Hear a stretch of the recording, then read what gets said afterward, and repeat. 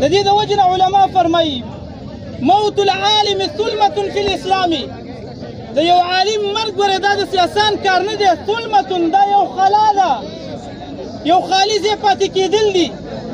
ځکه نن چې شیخ به د یو زمان رحمه الله کوم قرآن ته ناست و، د کوم قرآن درس چې هغه شروع کړی و هغه تکمیل ته ونه رسېده، د کوم حدیثو کتابونه چې هغه شروع کړي و هغه تکمیل ته ونه رسېدل.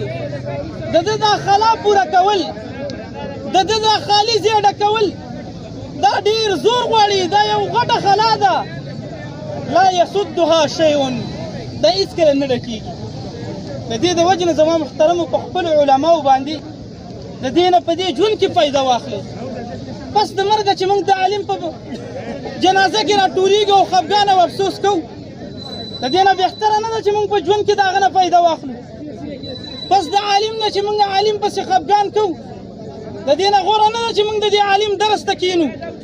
ای زما محترمو په والله العظیم موږ نه په دې لږو وختونو کې په 3-4 کالو کې داسې علما لاړل چې د هغې خلا پوره کېدل ډېر ګران کار دی.